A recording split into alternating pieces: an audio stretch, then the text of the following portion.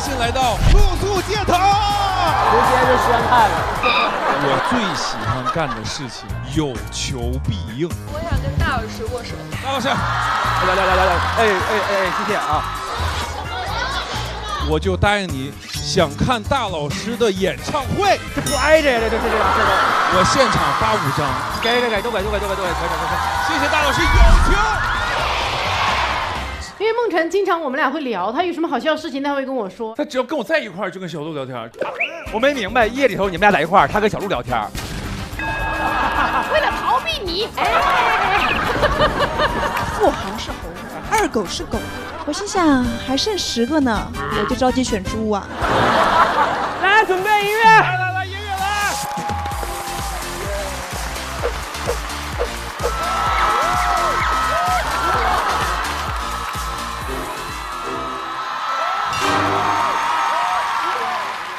闲鱼便宜，闲鱼集市更便宜。本节目由闲鱼独家冠名播出，自适应喜临门呼呼任性税。本节目由喜临门呼呼联合赞助播出。本节目由长康100%纯粹、长康100%对味的长康纯芝麻油赞助播出。本节目由喜之郎果冻多点关心多点爱指定产品赞助播出。连接你的热爱。本节目由大麦演出联合出品，买票上大麦。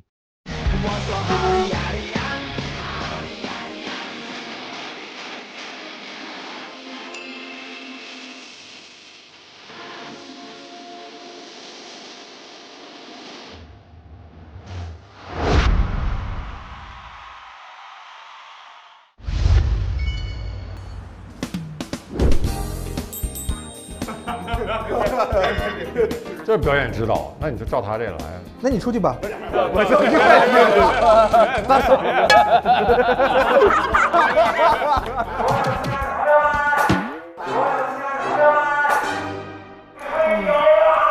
吹什么牛？春游。我们要去春游啦！所有的朋友们，春游啦！所有的好朋友们，我们一起往外走，春游！耶，春游喽！耶！大家上车喽！耶 ！Hello， 3、2、1，耶！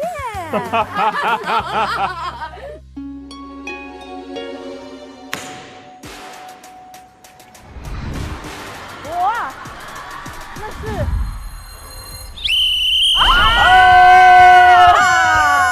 快来呀，朋友们！快来呀！快来！干啥呢？莫名其妙！快来呀！快点！快动起来！来了！为什么要跑起来？干啥呀？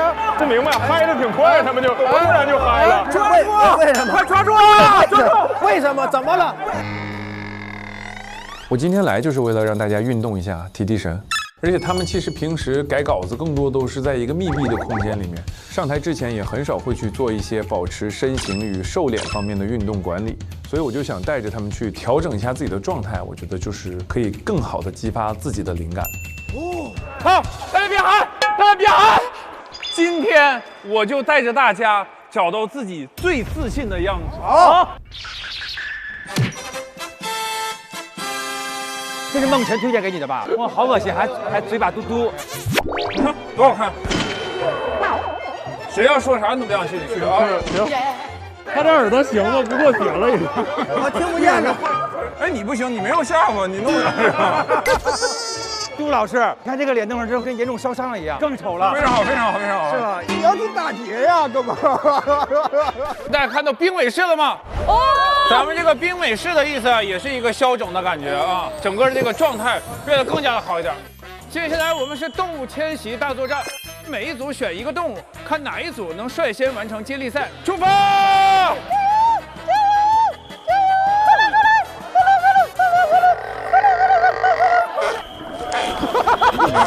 他们是毛毛虫，走！加油！来，严一鸣，你看看，好心酸呐！可以了，这个精神我们也感觉到了。谢谢，不错，自信都回来了吧？回来了。摘掉我们的束缚吧，我们要开始表演了。来，我们展示一下。哎呦，确实现在不一样了啊！我感觉是毛毛虫的功劳。各位，我们棚里见，干杯！现在我们就要精力充沛的来准备我们的本场演出名单了。柳三变，大齐，孙悦，还有一位就是我们的后门，所有朋友们加油啦！哒哒哒哒哒，香流行，哒哒哒哒哒，嘣嘣嘣。我是热场主任，我叫美男，欢迎你们！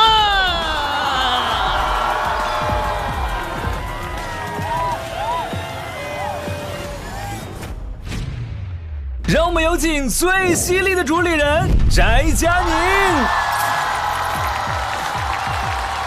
有请最靠谱的主理人周奇墨，有请最暖心的主理人小鹿，有请最热闹的主理人大张伟。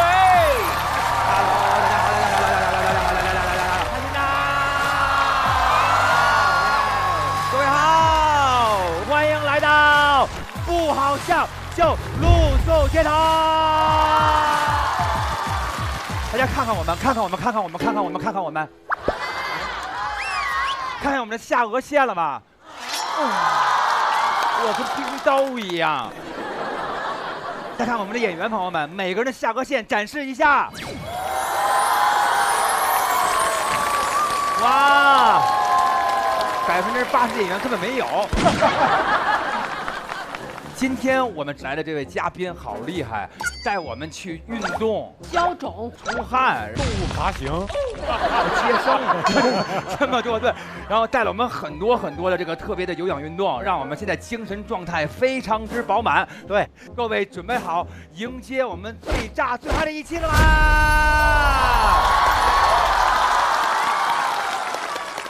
下面这一位就是人见人爱，每一位看见他就觉得哇，这个人怎么这么可爱？他就是我们最美的那只杜鹃花，杜海棠。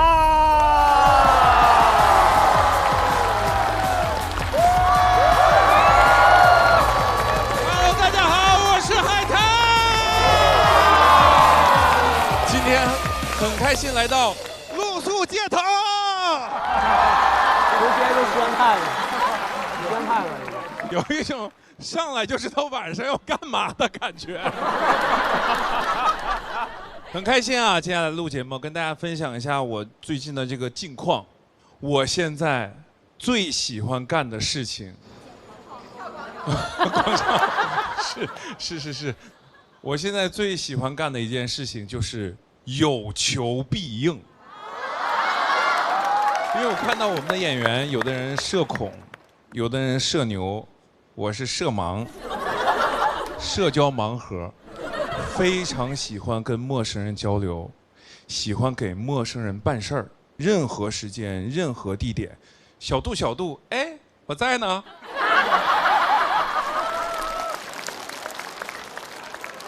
我昨天晚上的时候还发了一个帖子，春季召集贴，大家有任何的事情都可以跟我分享，就是有求必应。咱们就是有求必应，都要干些什么啊？上门帮人暖猫，上门帮人遛狗，上门帮人带娃，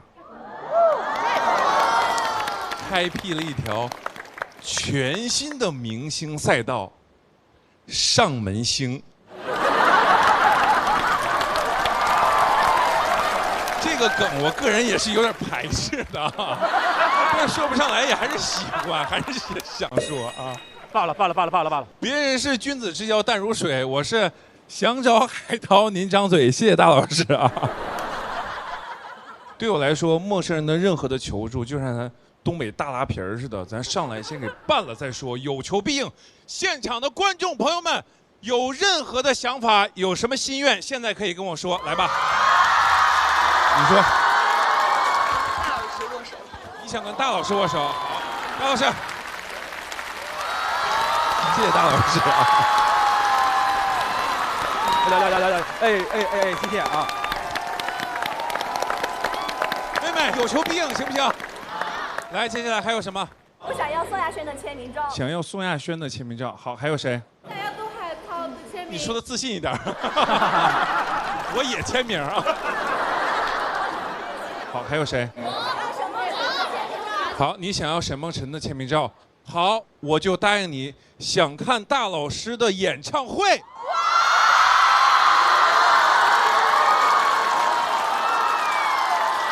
不知道这事儿，不知道，没人知道。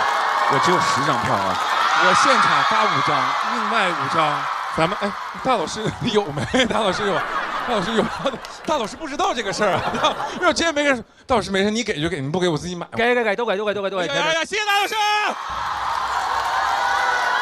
谢谢大老师，有求。太好了，安排了啊，我肯定会给啊，要不然上网骂我们。不是我给，我肯定给啊，肯定给。接下来。有求必应，还有什么心愿？来，想去看你那个话剧。想看我的话剧《开心聊斋3生 Plus》，一共800多场，我已经演了125场的那个我的话剧。没问题，都给安排上啊！因为对于我来说，真的特别开心，也特别感动。在这里呢，也算是感谢湖南的观众。我这些年吃了湖南的美食，逛了湖南的美景。娶了湖南的美女，我对湖南情深深，湖南对我雨蒙蒙，很开心。但我真的就是很喜欢跟大家任何场地的交流的感觉，因为去年的时候我记得特别清楚，我去淄博去吃烧烤去了。刚吃着我们录东西，然后走到前面一桌，就一群人，一大桌子人看见我。涛别，还有老乡，湖南我们长沙来的。我说太好了，太好了，再给我喝一个，喝一个，感觉特别亲切。然后一个转身，旁边那桌，哎呀妈呀，涛子，老乡，东北沈阳来的。我说快，喝一个，喝一个。又一个转身 ，Excuse me, can I buy you a drink?Of course， 伦敦老乡啊，真的，现在对于我来说，现在去任何的城市，我特别开心，走到哪里都不慌，遍地都是我老乡。出门在外，你记住，遇到麻烦找小杜。我们的口号是：有求必应。我一天只能帮3个啊，现在刚才帮2个了，最后1个。来，妹妹，你说。我今晚想跟我2个朋友吃火锅。想听杜海涛唱首歌。不挨着呀，这俩事儿都。我可以点歌吗？你别点，因为我准备了。来，音乐起。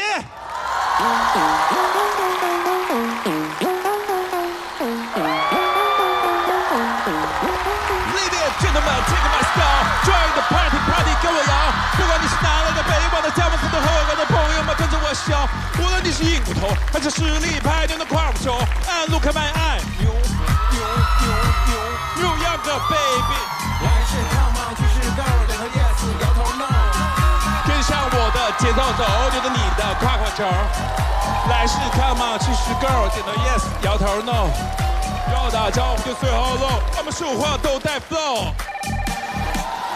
哎呀，宝贝儿们，干啥呢？这跳舞蹈跳得挺带劲儿啊！来，一个劲儿的，再扭一下子，扭腰子，扭起来。We are the New York girl， New York girl， 废话说 New York girl，New York girl， 喂 ，We are the New York girl。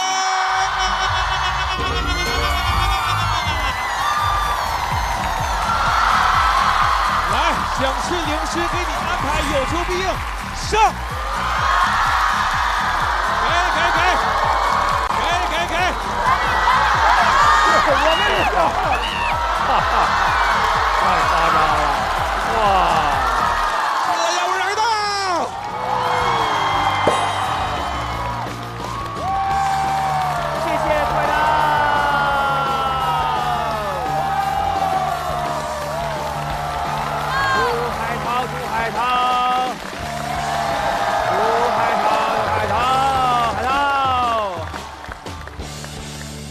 涛，大家看见就是一种别样的亲切哈，感觉来的不是嘉宾就是家里人，对，来做客了，对，来坐下，咱们在家里聊天啦。怎么着？现在怎么称号又改了？改成这个长沙郭冬临了？那有事您说话。对，那天那个看见那个迪哥了，还在说呢，他说怎么现在就是在约陌生人，怎么是熟人是玩不了了，是怎么？但是就特别开心，就喜欢跟大家在一块的感觉，因为老有各种各样的惊喜。对，比如刚才那个惊喜，人家想吃火锅，你说你想听歌，你看哪儿都不挨哪儿。今天我们所有的这些新人朋友们，一看见那个海涛的时候，都说一个字儿：瘦。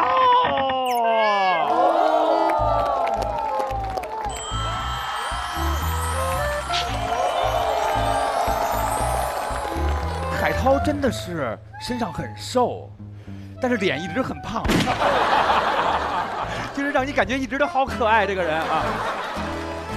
海涛，我跟你说，你们家孟晨我太熟了，他特别喜欢喜剧。哎呀，他太喜欢了。你们两个是不是在家一块儿也老看那种什么脱口秀节目呀？他真的太喜欢了，因为他就是一个人又美，然后但是他就是喜欢搞笑。搞笑，对。对啊，经常那就睡觉什么的就跟小鹿打电话。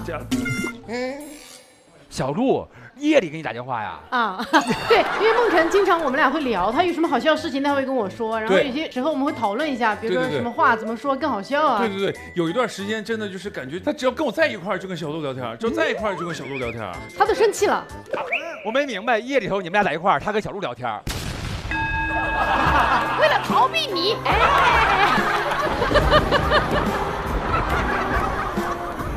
海涛，您看脱口秀的时候，您觉得什么是一特别好的脱口秀？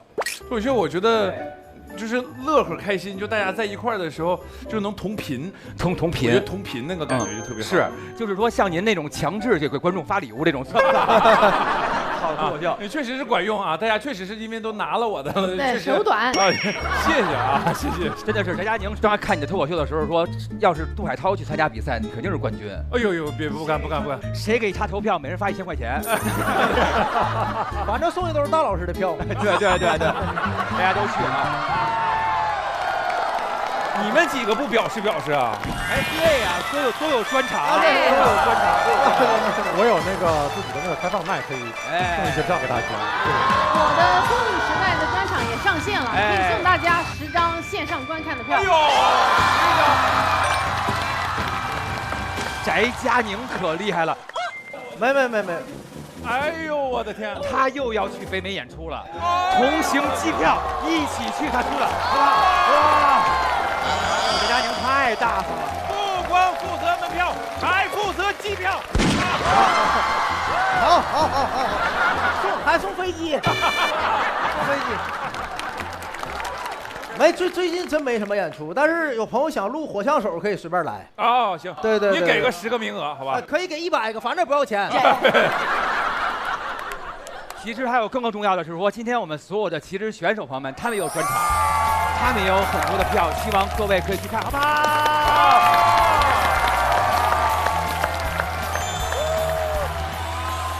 各位有这个卡，对不对？这个就是我们今天的评分的一个意见卡。这个呢，代表的是我们特别重要的一个规则。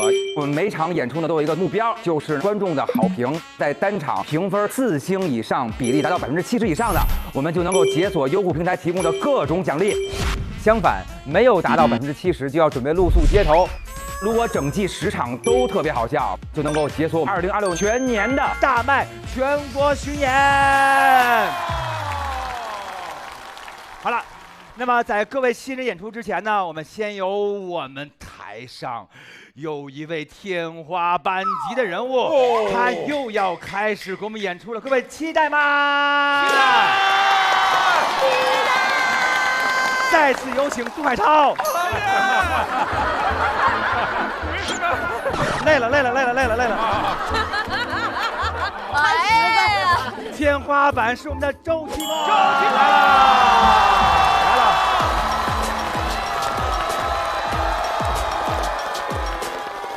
大家好，我是周奇墨。哎呀，很开心见到大家啊！给后面的演员开个场。刚才大老师也提了哈，我们这些演员啊，你别看他虽然很少有人在线上露出过，但是他们大部分人都有自己的专场了，都在演。而我现在手头上呢，一个也没有啊，只有一个开放麦，没有专场。但是呢，我不是羡慕他们，我是同情他们，因为现在演专场压力非常大，就观众的预期越来越高。你看我刚入行的时候啊，2015年，那个时候什么是一个好专场？你有一个专场，那就是个好专场。因为那个时候没有演员有60分钟的段子，如果有的演员在台上能讲60分钟，那他讲完以后，剩下的演员都会围上来，就会问说：“哎呦，你第几分钟的时候感到口渴？”我看你还喝水了，怎么喝水能显得不突兀啊？我看你最后扶了下麦架，是你体力不行了吗？是不是现在还开始锻炼身体了？我得。所以那个时候有专场就很不容易，你专场要是再能讲得好笑。能讲炸哇，那就是个天才。但是现在观众对于专场的预期啊，已经跟之前不一样了，审美标准也在提高。现在我感觉一个专场好笑啊，也就是60分吧。那剩下那40分呢，包括但不限于要治愈，就是听完你这个专场，我要抚平我心灵的创伤，感到治愈啊。然后最好是又哭又笑，前面听着笑了，后面最后一点哭了，哎，这个感情很复杂，要回味。最好听完以后回到家第3天，哎呦那个段子，还要有伴手礼。哎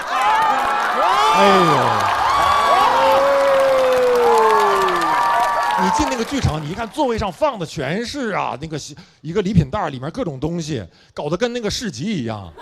而且我还见过这种评价，观众那个看完演出发 report 说是演出一般般，但是伴手礼值回票价。感觉演员主要是在卖伴手礼啊，送一场1个小时的演出。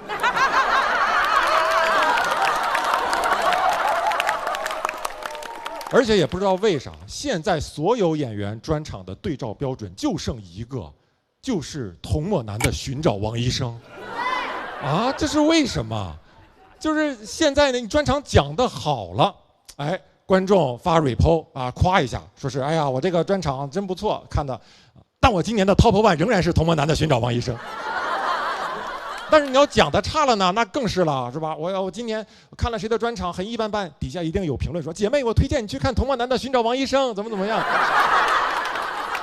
我感觉这2年不光是漠男在寻找王医生啊，脱口秀同行们也在寻找王医生，感觉自己受了很多的伤哈，把观众治愈了，但自己伤得不轻。你这10年真的变化很大啊！我现在呢也慢慢的熬成了所谓的 OG， 不好，不好。年轻演员已经不带我玩了啊！就是有一次我跟几个年轻演员一起演出完以后，在后台聊天，聊着聊着我就想，哇，你看他们多喜欢跟我聊天，结束以后都不舍得走。哎，然后聊着聊着，我突然从他们的聊天当中得知，这几个人一会儿要一起去吃饭。但是没有人叫我，哎呦，我当时就想啊，行，这就是做 OG 的代价。然后呢，我后来知道他们为什么留在这儿，因为在等另外一个演员从别的场地赶过来，是我不舍得走。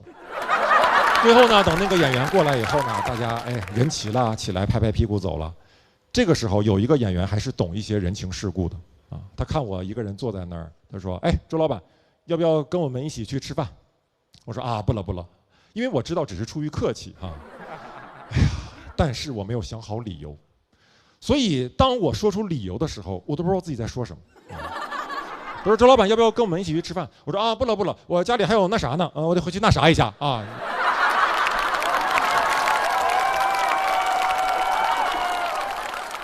说完想，哎呦，我在说什么呀？他能懂吗？没想到他秒懂。他说：“那你赶紧回家那啥吧，然后我们去吃饭。”我想这也太那啥了，是不是？那演员不管是新演员还是老演员呢，都还是有一个共同点，就是能撒谎。脱口秀演员最能撒谎。脱口秀演员站在台上，第一句话往往就撒谎啊！第一句话往往是：“大家好，我是谁谁谁，很开心见到大家。”说实话啊，有的时候没有那么开心，就还好，就还好，就是也不难过，也不抗拒，也不讨厌，就还好，能懂这个感觉吧？就还好，没有那么开心。为什么？一个演员这就是工作，他一年多的话演好几百场演出，没见过人呐。昨天刚见过好几百人，第二天就忘了，又见到人了，真开心。但大家这个工作当中不都是这样吗？都是会撒点小谎的。你们出去见客户不也是？张总很高兴认识，对吧？我觉得应该没有一个人那天晚上回到家以后卸去一身的疲惫，躺在床上，突然乐出来。哎，真开心呀！今天认识了张总，这日子真有奔头。但说实话，最会撒谎的人不是我们脱口秀演员，而是运动员。哇，运动员太能撒谎。你看，有的球员在场上明明是他自己犯的规，但是当裁判过去判罚他的时候，他一定要装作一副特别无辜的样子。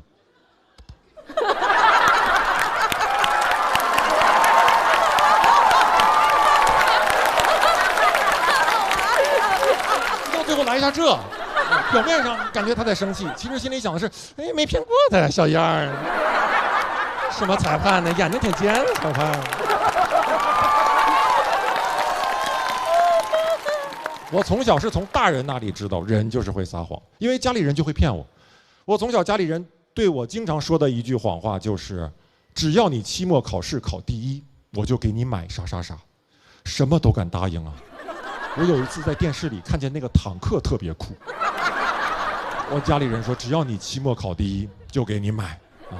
后来期末考第一了啊，当然没买啊，给了很多借口啊，什么不好上牌啊。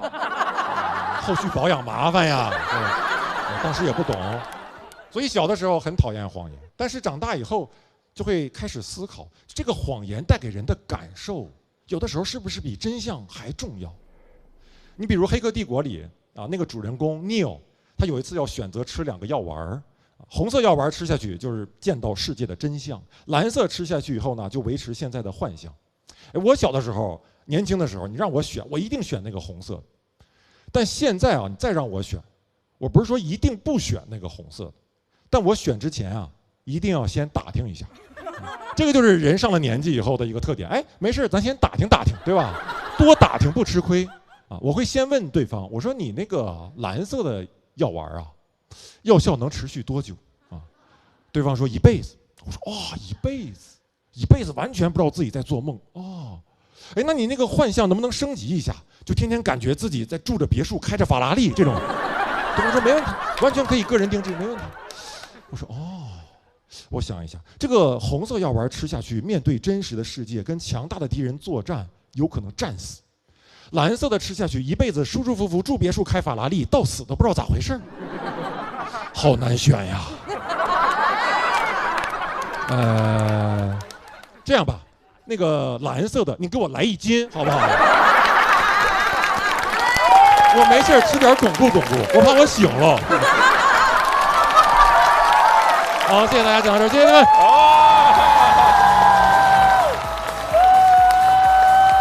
好冷呀！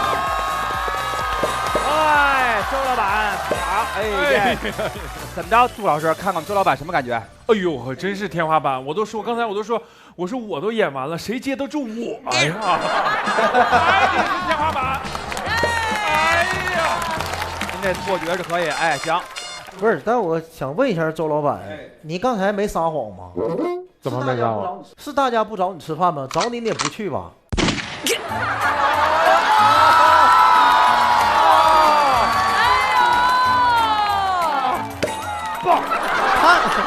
翟佳宁，你摸摸良心，你找过我吃饭吗？他也得有啊，他有吗？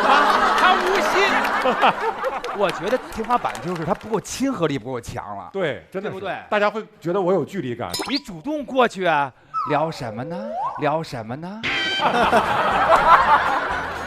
要吃饭了，对不对？哎，我们一起吃啊！态度变了，你就变态了吧，对不对？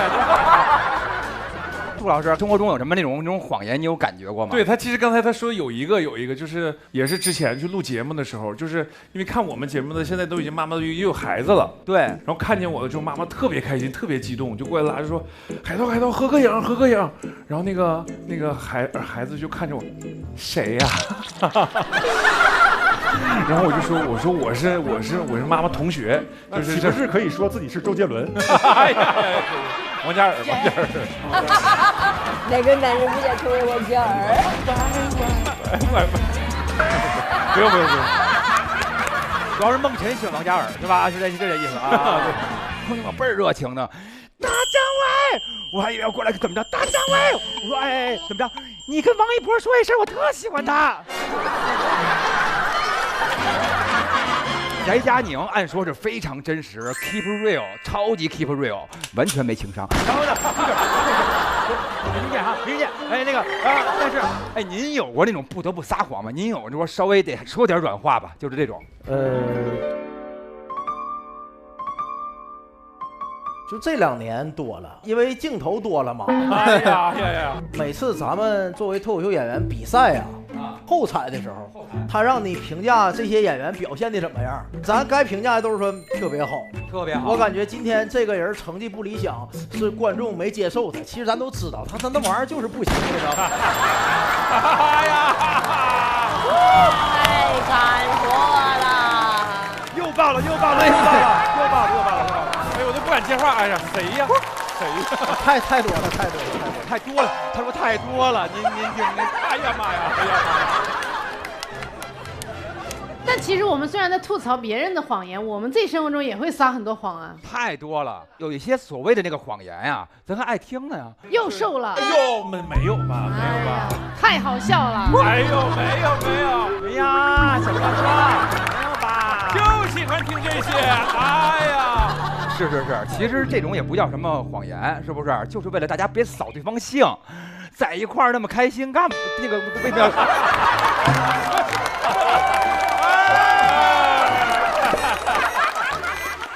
少跟他坐一块儿，老说什么的。下面我们新人演员要出场啦，掌声！这位朋友啊，他老被这个颜值困扰。有请我们的刘三变。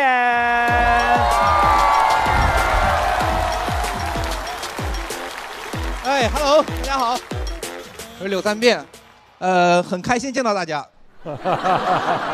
其实还好，也没有很开心。大家看得出来我是一个帅哥，对吧？行了，我别骂了，我知道了。我知道自己不帅，很早就知道。我大概是去年2月份知道的，一直到年底才确定。我到现在都没敢跟家里坦白这个事情，我怕我妈接受不了。我知道大家心里想什么，怎么那么晚才发现，是吧？哎，成长的过程中的确会有很多人会定义我们的相貌，你长得好不好看，对吧？但是服务行业是不是都肯定我们？你不管长什么样，走进那个什么美容院、按摩店、理发店，都是帅哥美女。我就靠这个东西稀里糊涂的活到了去年2月份。去年2月份发生个事情让我备受打击，心态崩了。我跟我一个长得比较帅的朋友去做那种泰式按摩，就是会按脸的那种。我朋友躺呢，其实要给他按脸的时候就问他说：“先生，先生，您这个脸能按吗？”我不知道朋友真不懂假不懂，还在那问你。他说为什么这么问？那其实说因为现在整容的人很多，啊，我们怕赔不起。我朋友很得意说没事，你看看，都爹妈给的，你就按吧。我当时就躺在旁边，等我那个技师问我，没问就直接按了。这按过我脸上每个地方都那么笃定，手法没有一点试探迟疑的感觉，我就不开心了。我说你怎么不问一下我呀？他说要问吗？我要。那行吧。先生，您这个脸能按吗？我不会把它按坏了吧？我说你阴阳怪气什么呀？啊！再说你问我的时候，你是把手里的活停一下呀？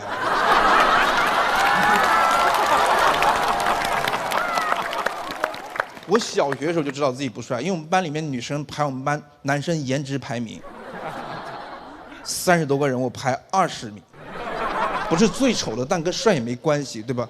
我为什么知道呢？是一个很要好的女同学她告诉我的，我也不知道她为什么要告诉我，想让我知耻后勇，期末往前爬2个米，期末已经很帅了啊，对吧？期末还可以。而且我觉得哈，作为好朋友，当我们听到有人传朋友的坏话的时候，我们要做的不是如实传达，我们要做的是美化，要杜撰，要造谣。你就不能骗我吗？你就说我排班里前3，我能找他质问吗？我不会，去第3我是能接受的。我小时候知道自己不帅，所以我不觉得这个世界上有什么真正的帅啊不自知。你不知道，别人会告诉你，你就会知道的。你从小就会知，不可能有个小孩8岁的时候别人告诉他你长得好帅，对，去别说了，以后都不准说了，说了我不就知道了吗？啊，以后我就油腻了，我不听。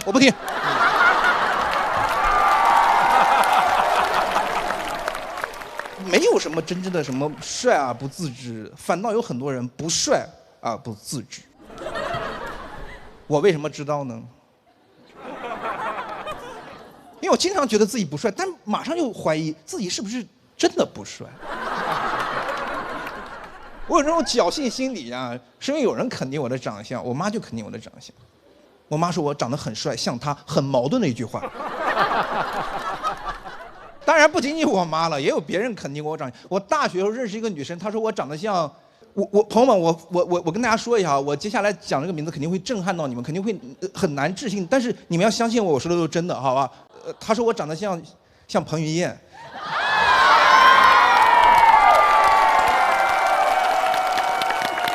朋友们，你们要知道我但凡要点脸，我编不出这种话来的，你知道吗？我说这玩意儿，我心理压力也很大。他跟我说完，过去20多年了，我从来没敢跟别人提起过这个事情。我知道不像，我查了，确实不像。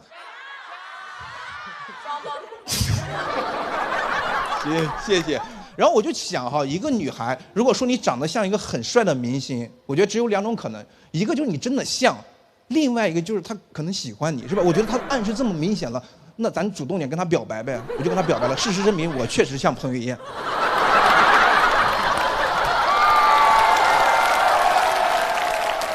不像，肯定不像，我知道，所以我也不想蹭别人，不敢蹭别人。我讲这个段子就希望，我不知道他能不能看到，他能看到，他能不能告诉我到底哪里像呀？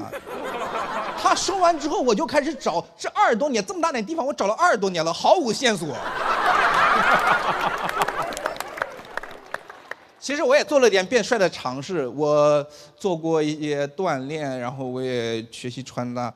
我曾经有一段时间在造型上做了一个很大的突破，我曾经染过白头发，一头白发，我自己觉得还挺时尚，挺好看的。但是我妈显然不喜欢，她那天来找我，看到我的时候吓一跳。但我当时看到我妈，我也被她吓一跳，因为她把一头白发焗黑了。我们娘俩黑白无常。那段时间我们家就是我年纪轻轻顶着一头白头发，我妈60多岁一头黑头发。后来她可能在我那待够了，想回家，我说我要送她。哎呀妈呀！他说还能送吗？合适吗？现在我送你差不多。长得不帅，其实有些困扰，我就不太喜欢打微信视频，因为我觉得微信视频里面人不好看。当然我知道我有责任，但是微信就没有责任吗？那么大平台不能把我弄好看吗？我之前说微信不好看是因为用原相机，有人告诉我那已经是美颜后的，是吧？我可不能接受这个事情哈，我不能接受美颜后才长那样。我不好看，我妈有点老，我们娘俩打微信视频聊什么话题都显得有点惨。我后来就想，怎么能够让我俩变得好看点？怎么样能够让我们俩聊天气氛变得轻松点？后来真想到一个办法，就是我用抖音开直播，邀请我妈打 PK。哎，抖音里面也很好看是吧？有很多特效，聊天趣味性十足。但这样一个问题，就是我们聊天别人也能看到，我们直播间最多进过8个人。不是什么话题都能聊的。你想想，有一天我俩吐槽我爸，我妈吐槽我爸懒，我说妈别说了，我爸知道不好吧？他说没事没事，你爸在客厅看电视不会知道。就在这时候，我爸刷了个礼物，我爸车门那边挡一大哥，你说尴不尴尬？尴不尴尬？我妈要不要感谢老柳爱做家务送来的人气票？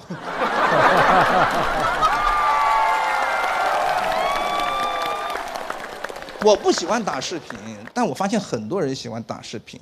我曾经在拥挤的地铁车厢里面看到一个女孩给她妈打视频，我也不知道为什么在拥挤的车厢里面打视频，对吧？我觉得在拥挤的地铁车厢里面打视频，我看过唯一合理的就一个外国人在中国的地铁车厢里面给他妈打视频，说妈，你看这里有很多外国人。地铁里有很多不能理解的事情，可是有的时候人很多，你没得选，你别说挤进对方的空间了，我曾经有一次差点挤进对方的生活。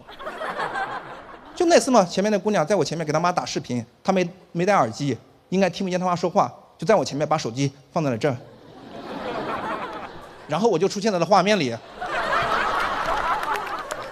我很尴尬，我不知道该怎么办。显然他妈也没有做好准备，我俩都愣住了，愣了好一回，他妈好像有点不太满意，他妈把视频挂了。我通过他妈的反应，我判断出来，他妈不喜欢彭于晏。谢谢大家。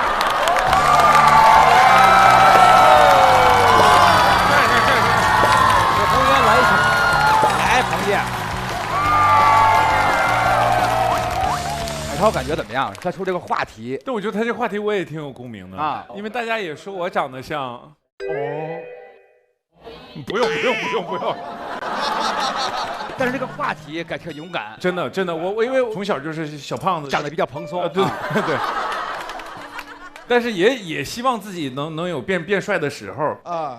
有的时候我们知道自己不帅，但是也会干这个事儿。哎，像去年就留学嘛，就好多人就过来围着合影，突然就有几个老外说 What's your name? What's your name? 说 My name is 王嘉尔。哎，是有点像啊，真的吧？是这个角度吧？还好吧。我觉得他说你像王嘉尔，谢谢黑灯，这位演员，不是你自个儿会觉得自己就是不帅吗？这件事儿？我会觉得这件事儿会给你造成了就是心情不好吗？在学生时代确实会有一点就困扰的，我就没有谈过校园恋爱。我学生时代的时候就觉得想变帅，因为我长得也非常一般嘛。不是，大老师你是真帅。玩摇滚就真的很想染彩色头发，就一下就能那种感觉特别帅。我爸跟我说染彩色头发影响身高，我说为什么呀？他说我会把你的腿打断的。哎呀，有人会因为自个儿说不够说颜值上有什么问题造成过吗？我是因为这个讲的脱口秀，就是觉得讲脱口秀能给自己增加一些魅力。哎，那你要这么说，心酸的事儿我可说了。我之所以回来爱说笑话，就是因为那个我去看各种演出的时候，我发现我再怎么努力唱歌，根本没人在乎啊。我发现我怎么能让别人看我？哎，说笑话有人听，然后呢，觉得在唱歌中间说一些笑话，哎，这样就会更有趣，然后就会让大家感觉期待的是他那个偶像之外的事情。但是我觉得这些都是好事儿，就是后边把自个儿激出来另外一种潜在的才能。对，我新看一本书，我觉得每个人都要学习一下。我觉得那句话太棒了，你就跟自个儿说，比如说柳三变，我不好看，但是我爱你，你要跟自个儿这么说。哎，明白吧？就是这句话很重要的。哎呦，但是你不能因为这件事就不爱你自己，不喜欢你自己，好吧？好，原来三哥没这么心酸，没这么心酸吗？越来越心酸吗？我感觉我们现在的聊天进入了一种好像柳三变是什么绝世丑人的那种。对。他只是不像彭于晏，仅此而已。好了，谢谢柳三变。好，谢谢大家。我拿这东西出来说，我一个是觉得用自嘲的方式让大家笑出来，另外一个就是希望真的如果有焦虑的人，能够不要焦虑，或者告诉你你现在正在焦虑的话，也不要着急，你就等到我这个年纪你就不焦虑了。但我是觉得大张伟老师那句话还是挺温暖的，以后回去我都会跟自己经常说的。柳三变你不好看，但我爱你，我会说的。闲鱼便宜，闲鱼即是更便宜。本节目由闲鱼独家冠名播出，自适应喜临门呼呼任性税。本节目由喜临门呼呼联合赞助播出。本节目由长康100%纯粹、长康100%对味的长康纯芝麻油赞助播出。本节目由喜之郎果冻多点关心多点爱指定产品赞助播出。那么下面这一位呢，是我特别喜欢的一位新人演员，有请我们来自东北的大千。加油，帅哥！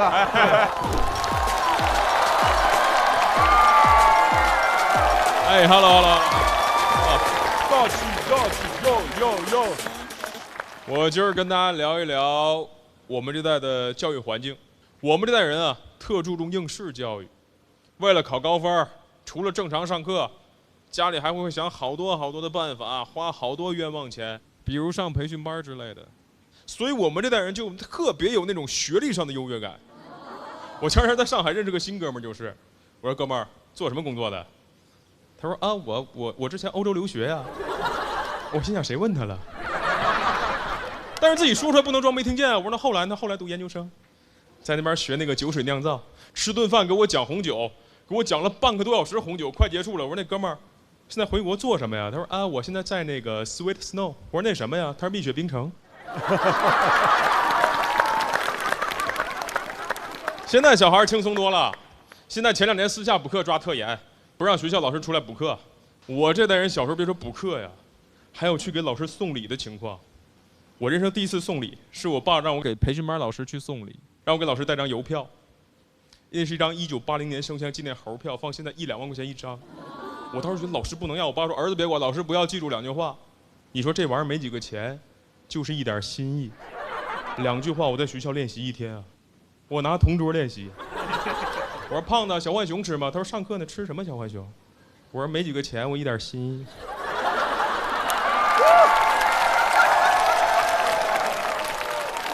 胖子说拿来吧。中午盒饭也这么订，我说哥们儿盒饭吃吗？他说不吃了。我说学校不让出去吃，咱也能订，没几个钱，我一点心意。就这么2句话练习1天啊，到晚上上培训班了，觉得自己练习特别好。我跟胖子2个人巧了，都要去给老师送礼。胖子性格太直了，推门进去。王老师，我爸让我给你带2000块钱。这话说完，老师面上挂不住了。我明显感觉他生气了，而且是跟我生气了，因为我往那一站，我有点耽误事儿了。我站那虽然1句话没说啊，但效果跟说话是一样，就好像站那说来来来，王老师，这钱你收一个，我看看来。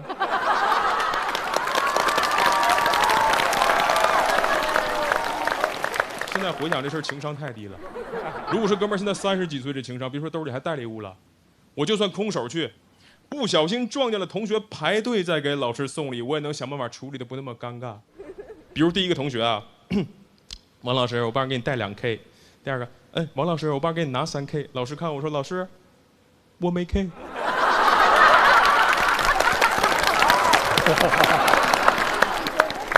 我找个小幽默我就化解了。当时不行，当时低头往那一站，我1句话不敢说，我像犯多大错误一样。这时候还是胖子聪明，胖子先说话说，王老师没几个钱，这是我一点心意。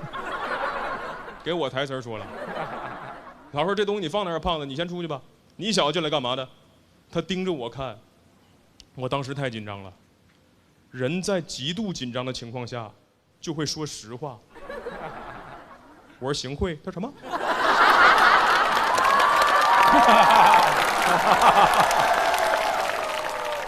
幸会王老师，我这儿有张邮票，80年猴票，我一点心意，耶。不知道自己说什么，在那块胡言乱语。老师说这东西拿走啊，大齐你不了解老师吧？啊，人老师属鸡，不识货，让我把东西拿走了。当天晚上我回家，我爸爸就怨我，说儿子这么点事儿办明白啊？我说爸不怪我呀，老师说不要猴票，要鸡票。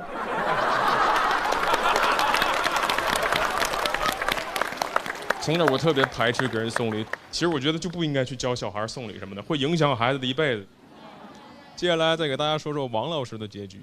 后来他也被那个培训班开除了，可以说是件大快人心的事儿，对吧？听说他现在过得也没有那么的好，他现在在沈阳是一名搓澡师傅。我去到他那个洗浴看到的那幕，我还挺感慨。你能想象吗？原来一老师站你前面说要好好学习，天天向上，现在跟你说的是贵宾你好，水烫不烫？春蚕到死丝方尽，没想到现在就与春相伴。我有好多话想对他说，但我都没说出来，因为他那天一直在跟我推销他那个芦荟盐奶套浴。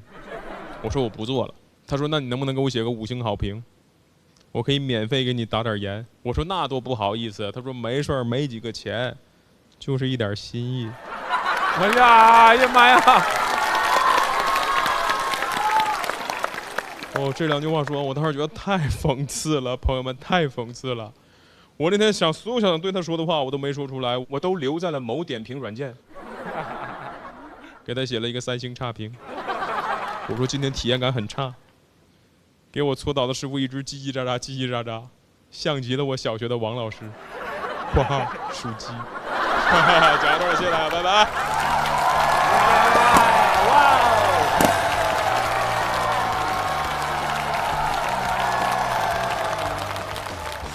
哇塞！你看大齐居然说出寓教于乐的感觉了哈，后边发人深省了已经。对对，厉害厉害！哎，大齐，然后今天跟我们说的这种礼物，这种有过之前什么送礼啊、收到奇怪礼物的经历吗？各位老师们？我想起来一个我去年收到的一个那个礼物，它是一个那个袜子和内裤的一个套组，然后都印的是我的头像，还小人，踩的是自己呀。大齐有没有收过奇怪礼物？我妈其实挺奇怪的。我妈比如说前一阵儿，她会跟我说：“哎，看你最近开车开挺多啊，给你张油卡。”给你张油卡。对，她说你给我转200块钱就行了。卖你。对，就卖我一张，或者手机不用了也扔给我，然后我给他转钱，就拿我当咸鱼用，有点这意思。我想起来一个，我收到过关于小孩的礼物，一起录过节目的一个艺人，然后他可能就是直播有一些东西。统一大包成礼盒送给每一个人，然后我拆开发现有奶嘴什么的，我连婚都没结，更没有小孩。哎呀，你个老 baby！ 最近他们都嫌我皮肤不好嘛，有人给我送那个医美的套餐。朋友们，我4天前刚做完那个光子嫩肤打的水光针。他跟我说了，我说是哪家再也不可能去了。这一脸坑跟月球似的，然后我原来更惨，原来更惨啊！我好嘞，谢谢大齐，感谢，拜拜。